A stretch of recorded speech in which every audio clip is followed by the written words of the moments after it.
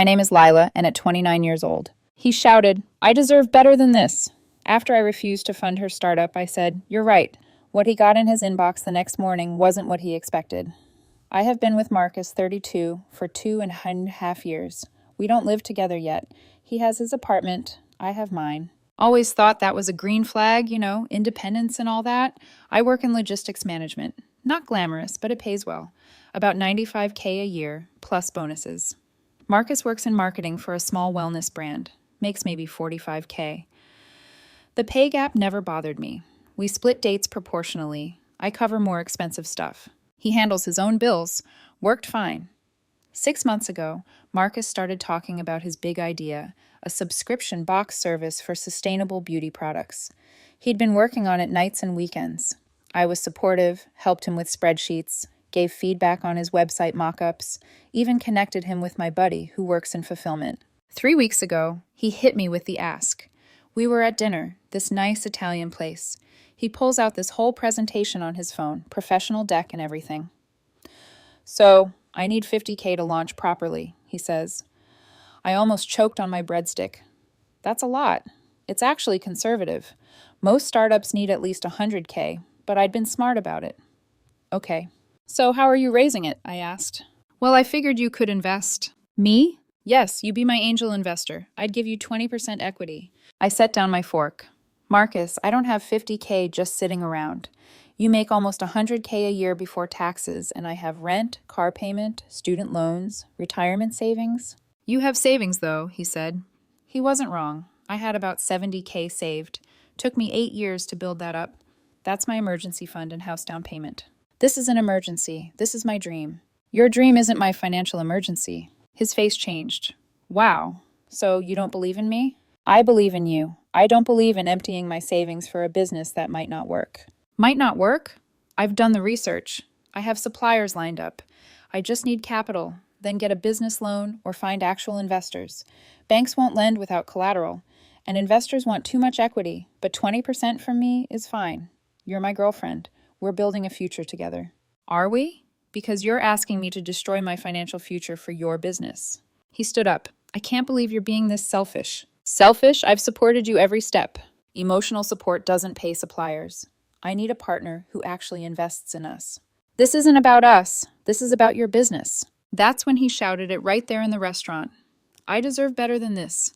Better than some girl who hoards her money while I struggle to achieve my dreams. People were staring. The waiter was frozen mid-step. I stood up, threw cash on the table for the bill. You're right. You do deserve better. And I left. He blew up my phone that night.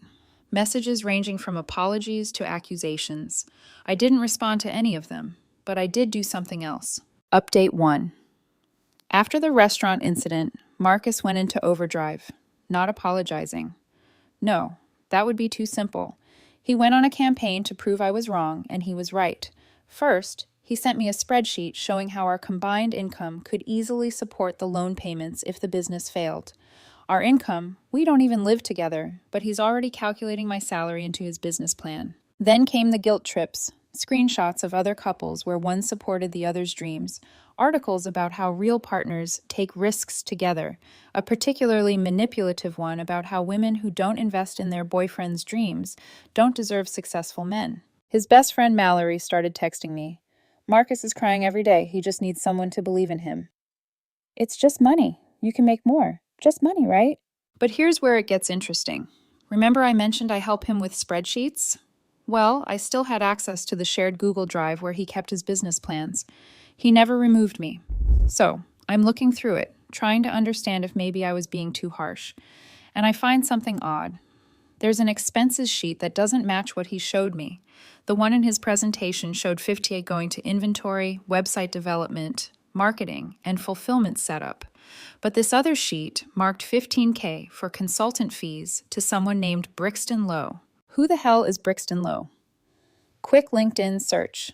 Lifestyle coach and entrepreneurship guru. I kid you not. This man's whole profile is motivational quotes over sunset photos. His website offers a quantum success blueprint for $15,000. $15,000 for a PDF and 12 Zoom calls. But it gets better. I check his testimonials page. There's Marcus with a quote, "Brixton changed my life. His guidance is worth every penny. Can't wait to level up with his platinum program." He'd already paid him something. The platinum program was the 15K. So he wasn't asking me for 50K for his business. He was asking me to pay for 15K of guru nonsense plus 35K for actual business expenses. I screenshot everything, but I don't confront him yet. Instead, I do more digging. This Brixton guy has an interesting history. 5 failed businesses, 2 bankruptcies, an FDC complaint for misleading income claims. All public record. Then I checked Marcus's suppliers he claimed to have lined up. I know one of them through work, Eco Beauty Wholesale. I get my contact there on the phone. "Oh, Marcus, yeah, he reached out. We quoted him minimum orders. He said he'd get back to us with a deposit." That was 3 months ago. No suppliers actually lined up. Just quotes he gathered. The website he showed me, templates from Squarespace. The mock-ups from Canva Pro. Nothing actually built. His entire ready-to-launch business was smoke and mirrors, and he wanted me to pay 50K for it that night. He showed up at my apartment. Update 2. He was at my door at 9:00 p.m., dressed like he was going to a business meeting. Full makeup. No, blazer. The works. "We need to talk like adults," he said. I let him in. Big mistake. He had a new presentation this time, printed and bound. He'd clearly spent money on this. "I've restructured the investment opportunity," he said, sitting on my couch, uninvited. "Instead of 20% equity, I'm offering 40%, and you'll be listed as co-founder." Lila, wait, let me finish. "I've also extended the ROI timeline to be more realistic. You'll see returns within 2 years instead of 1. You haven't addressed the actual problems." "What problems?" "I've doubled your equity. The fact that 15K is going to a life coach. The fact that you lied about having suppliers ready. The fact that your entire business is theoretical." His face went pale. "You went through my files, the shared drive you gave me access to." "Yeah, that's a violation of trust. So is lying about what you need money for. Brixton is essential to my success. He's guiding my mindset. He's a scam artist with 2 bankruptcies. You don't understand entrepreneurship. Sometimes you have to invest in yourself. With my money, with our money, we're partners." "No, we're dating. And you're asking me to fund your life coach." He switched tactics. Tears appeared. "I'm drowning." "Okay. I already paid Brixton 5K for his basic program. I maxed out my credit cards. If I don't pay the rest, I lose everything I've already invested." "How did you pay him 5K when you make 45K a year?" Silence. "I borrowed from my 401K. Jesus Christ, I had to. This is my dream. And now I need the platinum program to make it work." "The platinum program is a scam. You're just like everyone else. My parents, my friends. Nobody believes in me. I believed in you until you tried to scam me too." That's when he said it. "I deserve better than this. Better than a girlfriend who won't even help when I'm desperate." "I thought you loved me." "I do love you, which is why I won't enable this." "Enable? I'm not an addict. You're addicted to this guru's BS and you want me to fund your habit." He grabbed his presentation and stood up. "You'll regret this. When my business is worth millions and you're still working your boring job, you'll beg to be part of it. Okay, I'm giving you one last chance. Invest now or we're done." "Then we're done." He stared at me like he couldn't believe I'd called his bluff. "Fine, but I want compensation for my emotional labor in this relationship. You've wasted 2.5 years of my prime dating years." "What?" "I could have been with someone who actually supports me. You owe me damages." I actually laughed. "Good luck with that." He stormed out, but not before saying, "Check your email tomorrow. My lawyer will be in touch." His lawyer, right? That night, I did something I probably shouldn't have, but I was pissed. I knew Marcus was part of several entrepreneurship Facebook groups. He'd shown me posts before. I also knew he'd been bragging there about his upcoming launch and his investor meetings. So, I created a throwaway account and posted in those groups. Not about Marcus specifically, just a warning about Brixton Lowe with screenshots of his bankruptcies, failed businesses, and FDC complaint. Tag it #scamalert, #guru, #do your research. The post went mini viral in that niche community. 200 shares overnight. Then I did one more thing. I emailed Brixton directly from my throwaway email.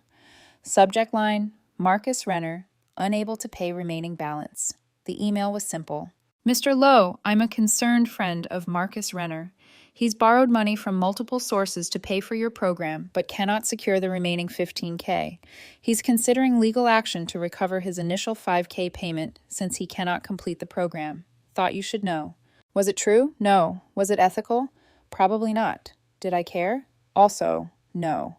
The next morning, Marcus checked his email, but it wasn't from a lawyer. Final update. Marcus woke up to an email from Brixton Lowe.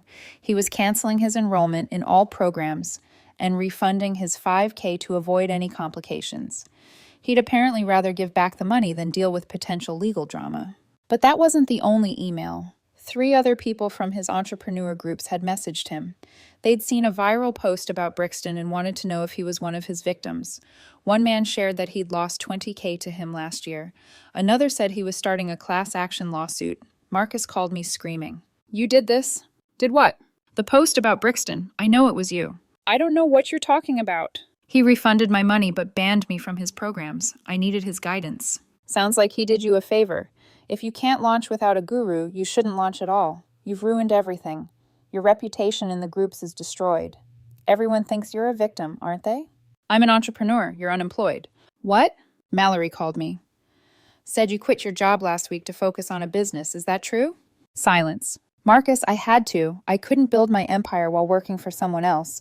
Your empire that has no inventory, no website, and no money. I would have had money if you weren't so selfish. And now you have no job, no business, and no relationship. We could still work this out, Lila. I hung up, but he wasn't done. Over the next week, he tried everything. Showed up at my work. Security escorted him out.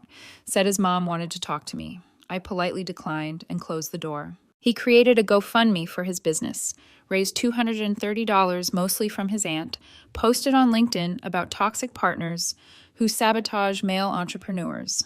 No names, but obvious. Tried to get Mallory to seduce me so she could claim I cheated. Mallory told me immediately she was sick of Marcus's drama. The last straw was when he actually went to a lawyer, a real one this time, who sent me a letter demanding 50K for breach of implied financial contract and intentional infliction of emotional distress. I forwarded it to my cousin, who's an attorney. He laughed, called it the most ridiculous demand letter he'd ever seen. He sent back a response outlining that 1, no contract existed. 2, his own messages showed he was attempting fraud. 3, we had documentation of his lies about the business. 4, any further contact would result in harassment charges that shut it down. Last I heard from Mallory, Marcus had moved back with his parents, still posting about his coming soon business, still blaming me for his failure. Got a new girlfriend last week. Some crypto woman who promises to properly invest in his vision. Good luck to her. Me? I put an extra 5K in my savings last month. On track to buy that house next year, dating someone new, a teacher who thinks my boring job is actually pretty cool and has never once asked me to fund anything except pizza on Fridays. Funny thing though, yesterday I got a LinkedIn notification. Brixton Lowe viewed my profile, then blocked me. Guess he figured out who sent that email after all. Worth it. After all that chaos, life finally settled. I still think about Marcus sometimes, not with anger, but with disbelief. How could someone I cared for so deeply manipulate the story of our relationship and try to turn it into a business transaction? It's like I had been dating a version of him that only existed in PowerPoint decks and motivational seminars. I started to notice the subtle ways my life had improved. No more frantic calls at night, no more emotional manipulation. I got back into my routines, my logistics work felt lighter without the constant anxiety of, what's next in Marcus's business plan? And I began dating again, not seriously, just cautiously. Someone like Ethan, a school teacher who found my job exciting in the quietest ways. He never asked me to invest in his hobbies or dreams, just shared his life with me. That was refreshing. Meanwhile, Marcus's world crumbled in more visible ways. After his lawyer threat, I heard through Mallory that he was now under investigation for a few of his past business ventures. The GoFundMe campaign raised almost nothing beyond his aunt's small contributions. Social media was relentless. People in the entrepreneur circles exposed his patterns of scams, and Brixton Lowe's refund email became a reference point in multiple posts. I admit, a small part of me felt a guilty satisfaction. Not revengeful, but protective. I had intervened in the only way that could stop him from potentially ruining more lives. And it worked. Every time I saw Brixton's name tagged in a post, I couldn't help but smirk, knowing I had tipped the domino. Work became my sanctuary again. I dove deeper into logistics optimization projects, gaining recognition from my team and management. My professional life was finally mine. I wasn't anyone's co-investor, co-founder, or emotional bank account. Just me, making decisions I could stand by. The dating world, however, brought new challenges. Meeting men felt safer, but I had learned caution. I'd recognized the red flags in Marcus far too late, and now I was vigilant. Ethan was different, predictable, kind, stable, but I also had to remember to guard my own boundaries. No investment proposals disguised as romantic devotion, no manipulative tears, just honesty. I occasionally checked social media for updates on Marcus, not obsessively, but out of curiosity. He had resurfaced in small posts promoting some new business venture, this time in tech gadgets. Same pattern, flashy presentations, bold promises, but the same small circle of enablers and gullible followers. I shook my head each time. Some lessons, it seems, never stick. Mallory remained my contact. She sent occasional updates. Marcus is trying something new. Be careful. Apparently he's still looking for angel investors. She laughed when I told her I was done caring. You saved him from himself, or at least saved yourself. That was true. I had drawn the line, and it made all the difference. I started writing again, journaling, recording observations, the lessons I'd learned.